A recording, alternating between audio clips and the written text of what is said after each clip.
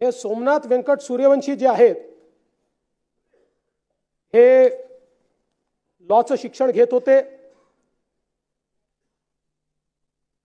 साधारण मूळ हे लातूर जिल्ह्यातले आहेत। त्या ठिकाणी त्यांचा परिवार आहे। पुण्यामध्ये आले, मग परभणीमध्ये शिक्षण घेत आहेत। यांच्या सूर्यवंशींच्या संदर्भात वस्तुस्थिती अशी आहे की ज्यावेळी सगळी जाळपोळ चालू होती त्यावेळी जाळपोळीच्या व्हिडिओमध्ये जी मंडळी दिसतात त्यांना अटक करण्यात आली, त्यात सूर्यवंशींना अटक करण्यात आली होती। त्यानंतर 2 वेळा मॅजिस्ट्रेट पुढे त्यांना उभं करण्यात आलं।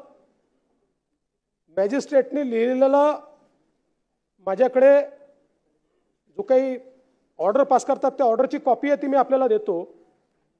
दोन्ही वेळा मॅजिस्ट्रेटने त्यांना क्लिअर कट विचारलेलं आहे की पोलिसांनी कुठला 3rd डिग्रीचा वापर केला आहे का, पोलिसांनी तुम्हाला मारहाण केली आहे का। त्यांनी सांगितलं कुठली मारहाण मला झालेली नाही। ते पूर्ण वेळ पोलीस कस्टडीत असतानाचे व्हिडिओ फुटेज उपलब्ध आहेत, अनएडिटेड 100%। त्या पूर्ण व्हिडिओ फुटेजमध्ये कुठेही त्यांना मारहाण केल्याचं दिसत नाही। आणि आपण पोस्टमॉर्टम रिपोर्टचं पहिलं पान सगळ्यांनी वाचलं, पण त्यासोबत त्यांची जी मेडिकल एक्झामिनेशन आहे त्या मेडिकल एक्झामिनेशनमध्ये लिहिलेलं आहे की त्यांना COPD म्हणजे श्वसनाचा दुर्धर आजार आहे आणि ब्रेथलेसनेस आहे असं त्यांच्या मेडिकल एक्झामिनेशनमध्ये लिहिलेलं आहे। दुसरं, त्यांच्या मेडिकल एक्झामिनेशनमध्ये त्यांच्या ज्या जुना जखमा आहेत त्याचा देखील उल्लेख आहे। त्यांचा इथला बोन तुटलेला होता, तो जुना होता, त्यांनी सांगितलं त्याचा देखील उल्लेख हा त्याच्यामध्ये आहे।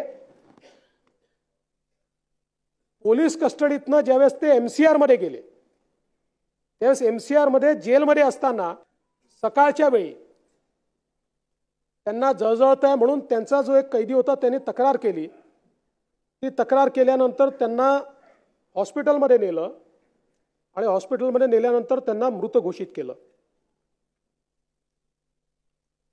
या संपूर्ण प्रकरणामध्ये अनेक शंका या तयार झालेल्या आहेत। पहिल्यांदा तर जरी त्या सगळ्या प्रकरणातले ते आरोपी असले तरी देखील गरीब समाजाचे आहेत, वडार समाजाचे आहेत, मागासवर्गीय आहेत आणि म्हणून पैशांनी काही कोणाचा जीव परत येत नाही।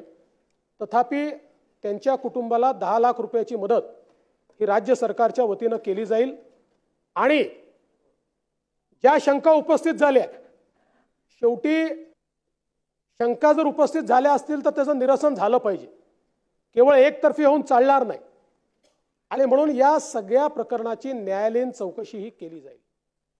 आणि ही करत असताना नानाभाऊ आपल्यालाही सांगतो आणि नितीन राऊत साहेब आपल्यालाही सांगतो, 1998 नंतर माननीय उच्च न्यायालयाने निर्णय घेतला की न्यायालयीन चौकशी करता आम्ही सिटिंग जज देणार नाही। आपण त्यांना पत्र पाठवतो, ते रिटायर्ड जजची नावं पाठवतात, त्याच्यावरच आपण न्यायालयीन चौकशी करतो। तशा प्रकारे जे काही संशय याच्यात तयार झालेले आहेत त्या संशयाच्या संदर्भातली न्यायालयीन